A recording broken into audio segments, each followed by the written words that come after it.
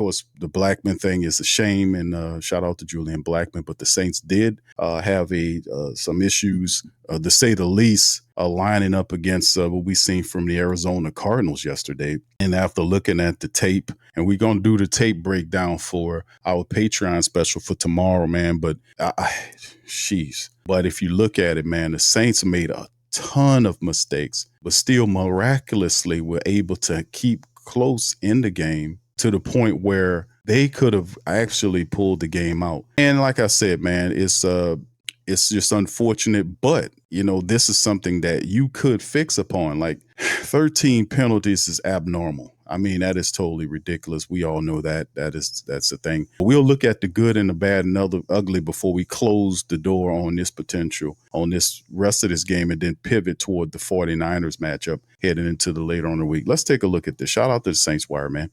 They did the good and bad and the ugly. And I was reading their article. They did a really fantabulous job of covering these things. So let's just kind of go over what was mentioned there. So they talked about the Saints losing the game and the uneven offense, despite the 350 total yards compared to the 276 by the Cards. Defensively, the Saints were much better, but were unable to make the plays in crucial moments.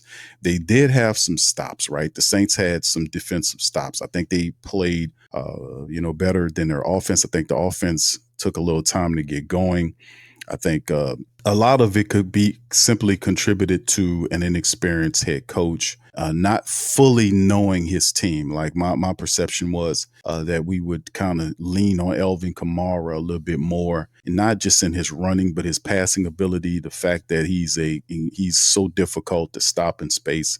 And, we did a few things. You seen the RPO run when with the Spencer Rattler is trying to open up some things. Kendre Miller ran strong. I thought that the running game for the Saints to start the first half of the game was pretty good. They had 75 yards at halftime. They finished the game at 107, which means they just went away from it, and then they just got a little pass happy. But I mean, that's to be expected to a degree until you figure out what you got to do right here. But anyway, let's get into this article right here. Y'all tell me what y'all think. Any questions, please feel free to throw them in the chat, man. I promise I'm going to do my best to answer those questions. All right, so anyway, to keep it moving, man. So defensively, the Saints were much better, but were not able to make the crucial stops when they needed to. I don't know about that one, but a loss within the conference could potentially be costly. Here's a look at a few takeaways from the game. What was the good? The good, according to what the writers are saying, even without an injured Chase Young, Cam Jordan and Carl Granderson those guys were awesome. Got to give it to Cam. Cam had a sack and a half to open up the season. Y'all know Cam over the last couple of years was really struggling with, dealing with, a few things here or there.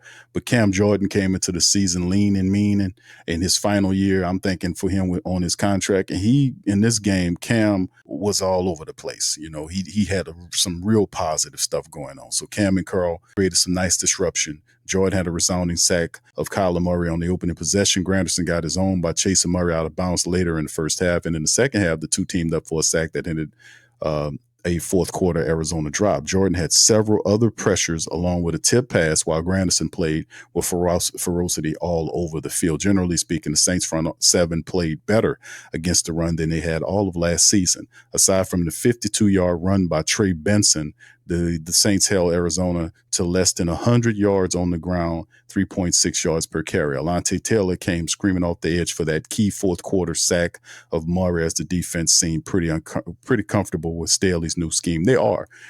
And that's absolutely very true, because if you guys go back to preseason and even training camp and into the preseason, you can see once Staley came down here and how he started his movement, like he wanted, let me go get Bullard, let me go and get this guy, let me get this guy. Even in the draft, the players that he picked up are spot on with that system. So he knew exactly the type of player that he needed to have to put into his system. He really did. Danny Stutzman, Jonas Sanker, these guys are valuable. Vernon Brockton's going to improve as well. But he had the veterans like Chris Rump II. He added guys like Jonathan Bullard, and he brought in some people there, and safety support, all this kind of stuff to kind of help graft the team. And the defense was flying around and being fast and furious in the preseason, the training camp as well as the preseason, and that kind of carried into the first game of the year. We just have to iron out a few things. Like it's to be expected. We're gonna have some wrinkles. I just didn't realize we'll have this many of them. Right. All right. Anyway, let's keep it going. All right. So he said played better than what they did last year. This unit that should improve rapidly in the coming weeks. Tight end Juwan Johnson was most consistent threat in our uneven offensive performance. He came just short of making a great game-tying touchdown catch in the game's final moment, but his 8 catches for 76 yards led both teams in each category. A clear security blanket for Spencer Rattler. Johnson should be a big part of each week's game plans. It wasn't a great outing for the offensive line, particularly with several infuriating penalties, right? Because we talk about, we pivot and pause for a second to talk about Juwan Johnson dropping the ball. You look at some of the pictures, it does appear that the defensive back clawed at the ball. But like, as you know, we're going to keep it all simple and very short and simple. What is the model and the thought process when your wide receiver put 2 hands on the football? Because somebody put it in the chat, regardless of people swiping at you or not. And the brother Will, I'm not going to play his interview, but I posted it on my X page, which talked about what he feels like. And he told the truth. He was like, man, you could see it really hurt for him to let the team down. But see, this is the type of pain that he has to feel, right? This is growing pain. No, that's what I'm saying. When you want to grow, there's going to be some pain involved. Growth comes with pain, naturally speaking. And when giving the big money contract, making you the guy, when you get your hands on the ball, what are you supposed to do? What do you do when you get your hands on the ball? If you put both your hands on that football, and this goes back to one of the cardinal rules in NFL, if you get a hand on that football, you're supposed to catch, especially with 2 hands on the ball, you got to catch it. That man knows that. He even said that. So I'm really interested to see how Juwan Johnson, Juwan Johnson is not as physical as you would want your tight end to be. He's more of a receiving guy than he is a balanced tight end. His blocking, he still needs to do better on his blocking. He's better on the receiving than he is on the blocking. But it's a lot to be said for a guy. We talk about the Carl Granderson story, which is the best story on our team, in my opinion. But Juwan Johnson's story is also very compelling. A wide receiver turned tight end who climbed up from the bottom of the depth chart to earn a contract as an undrafted wide receiver out of the University of Oregon. And now he has a $30 million or $31 million contract over the next 3 years. I don't see this as the end of Juwan Johnson, but he took all of that. He had all of that to get him up to this point. Get that. Now, the question is, what more do you have? Because it'll take more than that to be great. So are you just good at that level, or can you climb to that next level? Because this is going to hurt. It's hurting them right now to let the team down. That was a touchdown tying grab that you allowed. It was in your possession. So that's going to hurt. Now, going forward, what will Juwan Johnson do? Okay, he showed the potential to get this far. Does he have another level of 2 to go up to be that super guy? You see what I'm saying? To kind of lock in, focus, practice harder, take it a little bit more serious, stay a little bit longer. Is he that guy? Because that's what we're going to be looking at. When you get the money, you're going to get more scrutiny. It's what it is. People are going to be expecting you to handle your business regardless of what's going on. But we all know when you put your hands on that damn ball, you are supposed to come down with it. He didn't. Now he has to live with that. How does he deal with that? Like I said, does he work a little harder? Does he stay a little longer at practice? Does he sink in a little longer or a little bit, put it more focus on it? I want to see. But like I said, going through his history, he's exhibited the ability to go from an undrafted guy up to team, work his ass off. But I just want to know, how many more levels do you have to get to that next level? Because we're going to need Juwan Johnson this year. 8 catches in the game. We're going to need that guy. We're going to need him in his production at a very high level this year, along with Elvin, along with Chris Olave, Rashid Shaheed, and all of these players. A lot of these players, especially our more well-known and well-paid players, they're going to have to really be counted on more so. We got to play as a unit. So That's my perception on the Jawan Johnson thing. I still got love for Jawan Johnson. It's just as a Saints person, and I see everything. I don't just close it off just for the day and say some shit just to placate a brown nose to the player. No, I'm going to tell the truth. I'm going to keep it real. I'm not one of these yes men in the building just to say something to you to get close to you because I'm interviewing you. I'm not doing that. I'm going to tell you the truth because my first priority is to the Saints and the success of the organization because this is my football team. So if I feel like my players are not, or a little leery or this, that, and the third, because everybody can fall off cold from time to two. That's what straightening is about. That's what straightening is for. You gotta tell it like it is. Do not placate. Tell it like it is. Let the truth flow to these people's ears. Tell them that, we know he got the potential to be greater than that, but this is the opportunity. This will be the floor in which he stands to catapult to them next levels. How much more do you have? How grand or great do you see yourself being at the end of the day? Potentially, we know Jimmy Graham, in my opinion, is the greatest Saint tight end ever. But behind Jimmy Graham, Jawan Johnson can make a statement over these next 3 years. He really can, and like I said, we'll see what he has to give, man. But keep on pressing, man. Stay a little later, work a little harder, do this because you're going to be counted on, man, for real.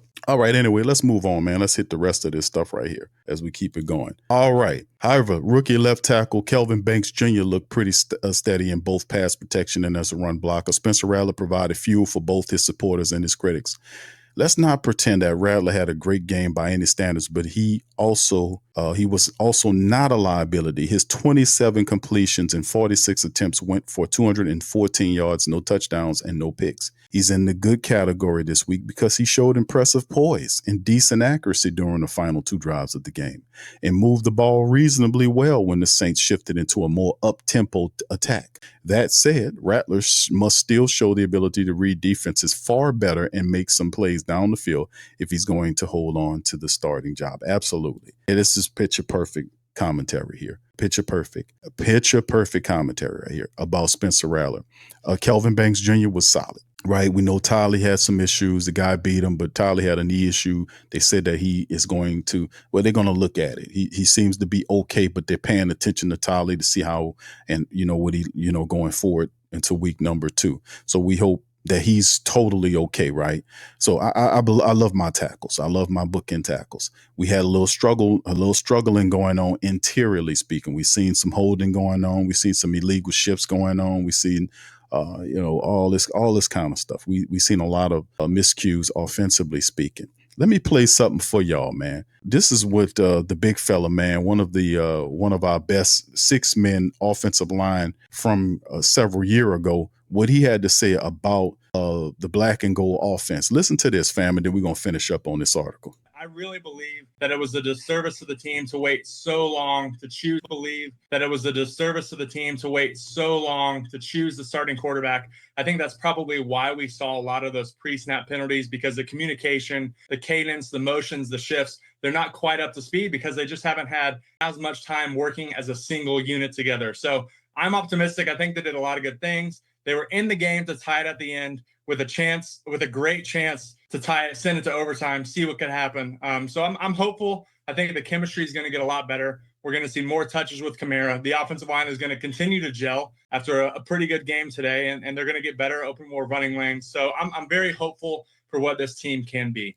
That's a good point. That's a great point by James Hurst, by the way, when he talks about the length of time it took. It wasn't a quick decision, and he makes an interesting point there. But nevertheless, to see what Spencer Rattler did in the first game, like I said, we talked about the speed of the offense. The Saints offense started really moving when they started really kind of, it almost looked like similar to like the 2-minute offense tempo. They weren't allowing the defenses. They weren't huddling up. They was just like, it was similar to a 2-minute offense that they were running, the tempo of it, not allowing the defense to kind of, get substitutions, keeping them on the field, hurry up and doing this, that tempo style offense. I think that will work for them because that's an action that the Saints can have if they can maximize and use their speed. Now, there's some wrinkles that the Saints could definitely get better at. Number one, we stop these pre-snap penalties, or at least cut them in half. 13 penalties cut, 6 penalties in the game. Okay, I can even understand that.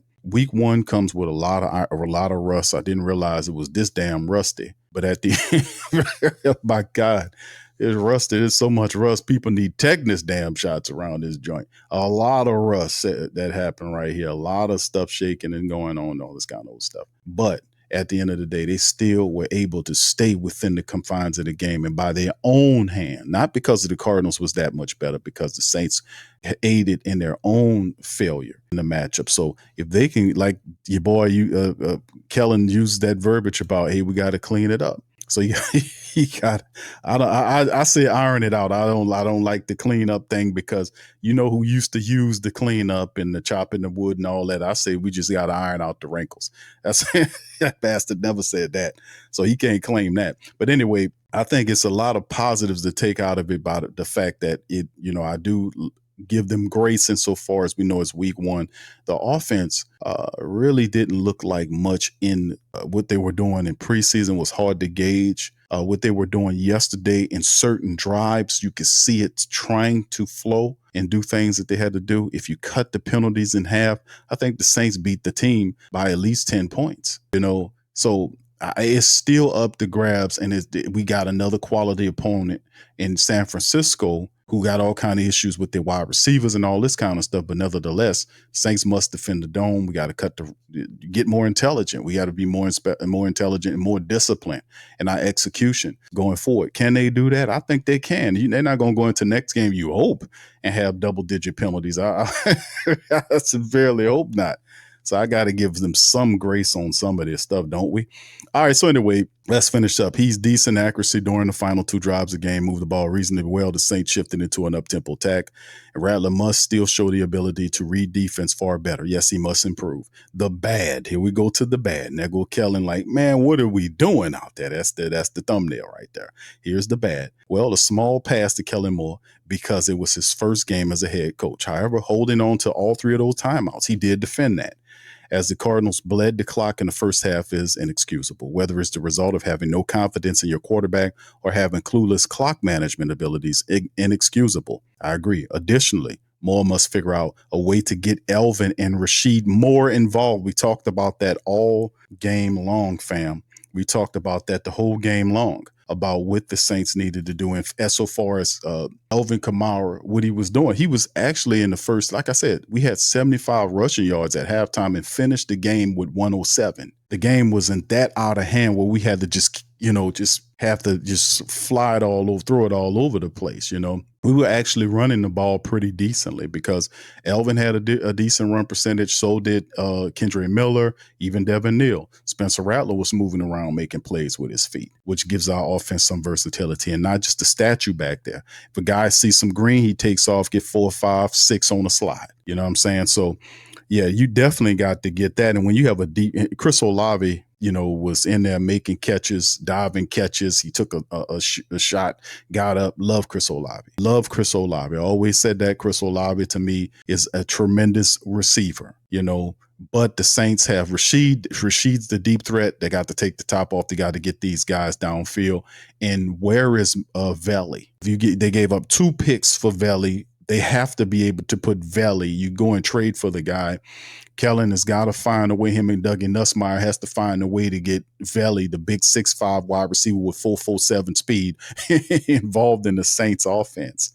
We got to have that big fellow. While we give up 2 picks and the guy had a handful of snaps in the game, we have to get Veli involved in the Saints offense because of his size and speed. We need his size and speed in there to counterbalance the wide receiver room. We need to get him involved in there as much as possible. Anyway, it says that Kamara had 13 touches for 57 yards, while Shaheed saw 1 target in the first half. Both are players that threaten defenses in several ways, so simply must be a bigger part of the offensive approach. It was a rough day for Kool-Aid McKinstry. The pass interference penalty called on him in the first half was borderline ridiculous. It was. But aside from McKinstry, he gave up some plays that he'll expected to make as he grows into his role as a top cornerback. in all, it wasn't a great afternoon for the entire Saints secondary as the group. There were too many missed tackles and bad angles. This unit will be better as the season progresses, but the faster they are determines how successful the defense will be. And additionally, the front seven still needs to do a better job at finishing plays. Murray was disrupted and often uncomfortable, but not often enough taken to the ground or forced into bad throws in key moments. This is true. Kyler Murray is incredibly difficult to bring down. And of course, one of your key speedy guys on the edge, and Chase Young was not there. Cam did what he could do, right? He was chasing him down, jumping at him, and Kyler Murray did something. But, it was a few runs where Kyler Murray was able to slither through creases and crevices in the center of the offensive line to get 4 or 5 yards here, this type of thing. So the Saints did their best to neutralize him from running all around with his legs to do something. But in the Kool-Aid McKinstry thing, Kool-Aid McKinstry is a good young cornerback. He's not a star yet. He has to take his lumps and bumps in the NFL as well. And the ops are going to target him. That's not Marshawn Lattimore over there. That's not Marshawn Lattimore. And you've seen the Denver Broncos do that in the preseason against Kool-Aid McKinstry. They attacked him with Sutton, and Sutton scored a touchdown on him. So he has to get used to that because the Tampa Bay Skunkaneers, the Atlanta Falcons, the Carolina Panthers, all these guys and all the teams that we play, they're going to put their guys there and they're going to attack them. And it wasn't just their number ones. He was having difficulties with some of the other guys that they were putting on the backup guys. He was having a little difficulty. So he's a young player in his second year. There is such a thing as a sophomore slump that happens to 2 second-year players. But the Kool-Aid McKinstry thing, I'm not giving up the ship on Kool-Aid McKinstry. He's a young cornerback. He has to improve his play, no doubt about it. And trust me, this year they're going after Kool-Aid McKinstry. The ops are. They're going to test. So y'all think this guy is good? Let's get out here and see and test this young fella out and see what he made up. And it's up to Kool-Aid McKinstry to make interceptions and force people to go in the opposite direction. So there you go. It's time to learn. So we're going to see. But I still think Kool-Aid McKinstry will rise to the occasion. I like the young fella. All right, here goes the ugly. The good, the bad, the ugly. I thought the ugly and the bad was the same stuff. So I guess ugly is the worst version of bad. So I don't know. Let's just take a look at the ugly. You can't win when you commit 13 penalties. That's damn sure ugly. Aside from McKinstry's interference mentioned above, there were all obvious infractions, holding penalties, infuriating pre-snap mistakes, either put the offense in more of a difficult situation or allowed the defense to give away first downs. This is true. A lot of holding. DeMario got caught with a holding. He got beat. He grabbed the guy's jersey. He got flagged for a holding. We seen some, all kind of stuff, man. Alignment penalties that hit the Saints. We seen holding penalties. Cesar Ruiz had like 2 or 3 penalties attached to just him. Dylan Redunce had something going on. Eric McCoy, I think he had 2 penalties. So it was a kind of a rough day for our interior offensive line Sunday. Stuff all to pay attention to on film. This was especially damaging to an offense that already played close to the vest and did nothing to threaten Arizona defense down the field. Blake Grupe is a highly capable kicker who shouldn't have found himself in this category often. However, Grupe's miss of a 37-yard field goal in the third quarter was extremely damaging in a one-score contest. Grupe also made a miscue on the kickoff that gifted the Cardinals good field position. He did.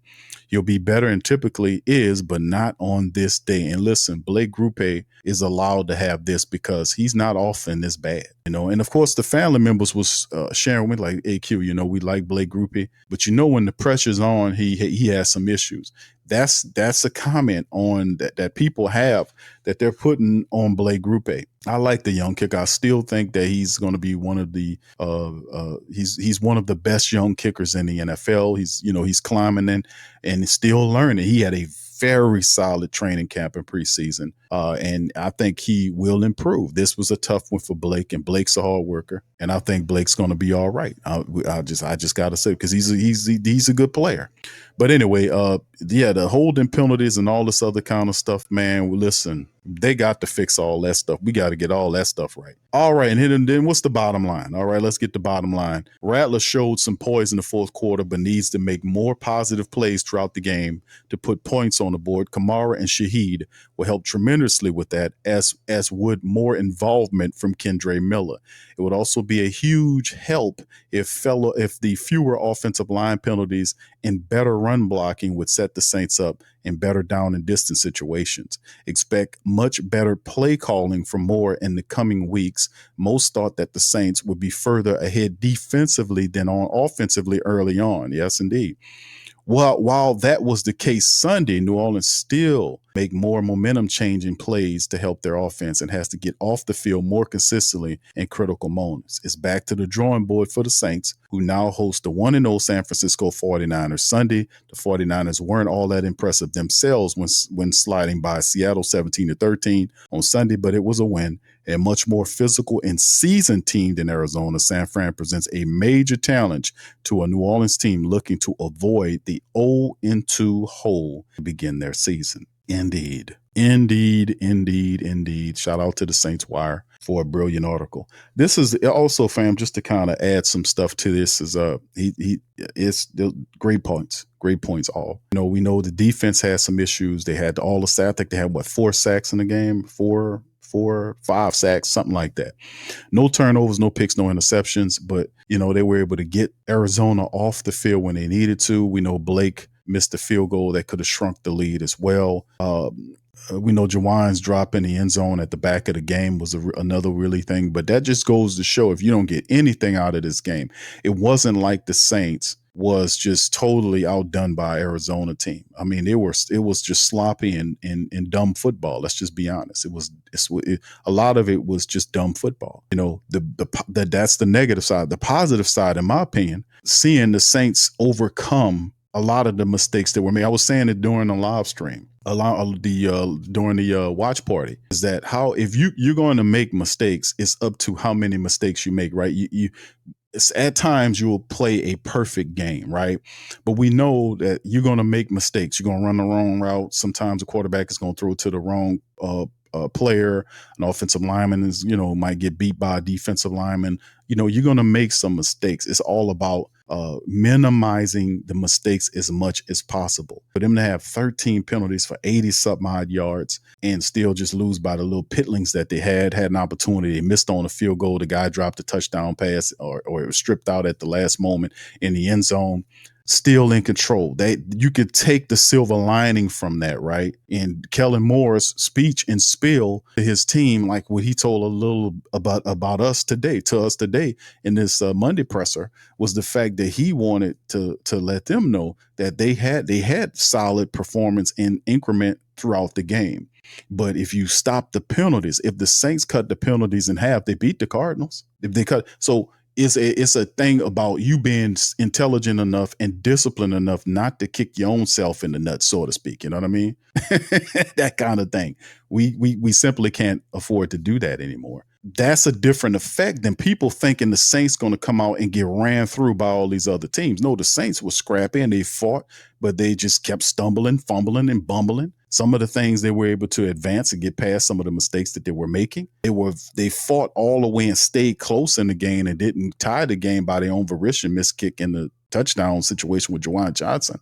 But then they didn't get manhandled and blowed out. And a lot of people believed that this Arizona Cardinal team would hammer the Saints. They simply, the Vegas line was 6.5 and the Saints lost by 7. And the NFL jumped in there and tried to steal the game away from the Saints. They literally tried to steal it away with that terrible call, that corrupt, dirty call with that dumb referee who was getting told in his headset what call to make.